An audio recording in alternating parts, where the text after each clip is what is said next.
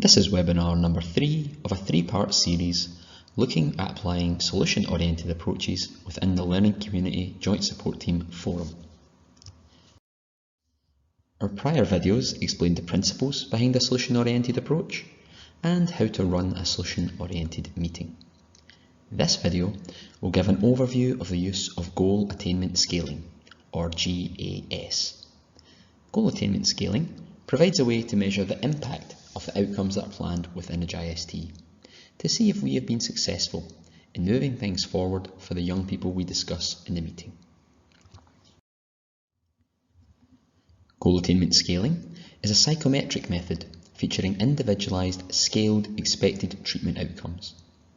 It was originally developed in the 1960s as a method to evaluate mental health treatment and programmes, as these were often hard to standardise and ensure that impact met desired levels. In the 1970s, there was a pivot to using GAS in education. GAS helps educators to become accountable and effective.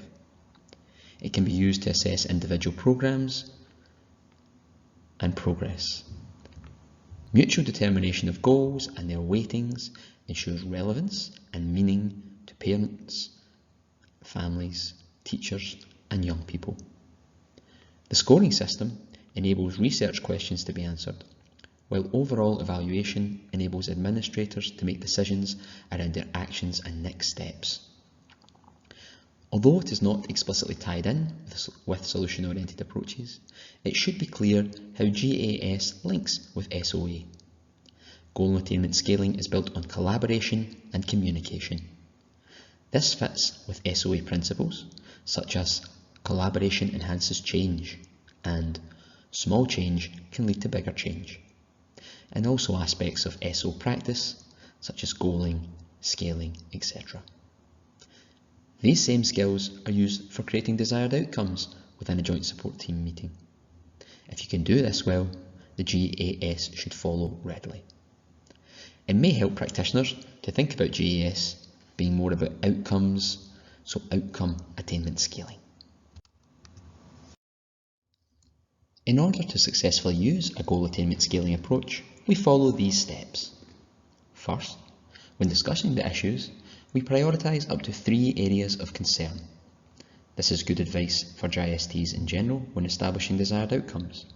A good JST rule, thus a good GAS rule. Then we come up with up to a total of 3 desired outcomes based on these areas of concern. These are things we would like to see change for and with the young person. Again, we are thinking about goals as desired outcomes.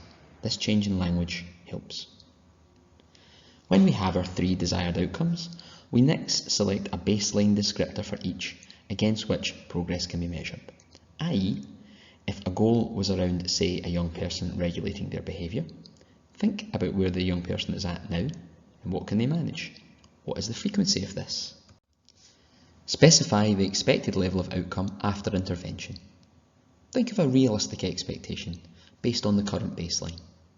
In other words, in a short period, if we make some changes, what progress might we expect to occur? Lastly, provide a measure of progress on a 5-point scale. We break that desired outcome down even further into a scale to make it measurable. Here is an example. Here we are envisioning a young person called Charlie who is having difficulties with their mental well-being. So, our aim will be to raise Charlie's self-esteem. At present, Charlie is not able to identify any positive things about themselves. A desired outcome about this that could be generated at a Learning Community Joint Support Team would be that Charlie will be able to identify 3 to 5 positive things about themselves in a week. Now you have your desired outcome. You will populate a scale from -2 to 2, with each part relating to progress towards that desired outcome. So, -2 on the scale is our baseline. This is where the young person is at presently. 0 on the scale is where we expect to get to after our intervention and actions within the joint support team. Going through the full scale then, -2, Charlie identifies 0 positive things. Baseline. -1, Charlie identifies 2 positive things. That would be less than our expected outcome. 0. Charlie identifies 3 to 5 positive things. That would be our expected outcome. 1. Charlie identifies 6 to 8 positive things. That would be more than our expected outcome. And lastly, 2. Charlie identifies 9 plus positive things, which would be much more than our expected outcome. In the Learning Community Joint Support Team meeting, it may be that you will focus on ensuring referrers leave with the appropriate desired outcomes, then leave referrers to manage specifics of GAS themselves. So, the desired outcomes are established in the meeting itself, then the person presenting the case creates the scale after the meeting. They can share this or create it in collaboration with the key stakeholders, such as the young people themselves, their family, or other key adults.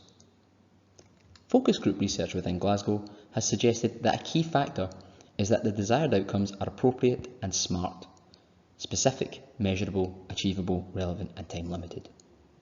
Once a JST is able to set appropriate desired outcomes, goal attainment scaling will follow. GAS will be improved by good desired outcomes, and desired outcomes will be improved if doing goal attainment scaling correctly. There is a guide sheet to help with this. The link will be below. Some additional advice. Like any good goaling work, when setting desired outcomes, practitioners should be considering who will notice the change and how will it be recorded or captured. The desired outcomes should be specific. Also, note that it will always be easier to evidence something that is actively being done rather than the absence of a behaviour you do not want to occur.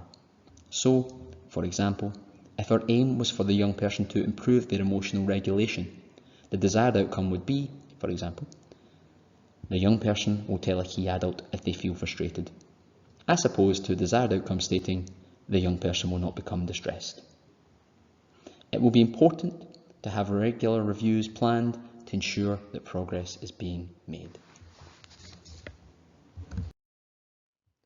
For more information on solution-oriented approaches and goal attainment scaling, you can Google search Solution-Oriented Approaches Glasgow, or find us via the Glasgow Educational Psychology Service website at the following Glow Scotland blog location.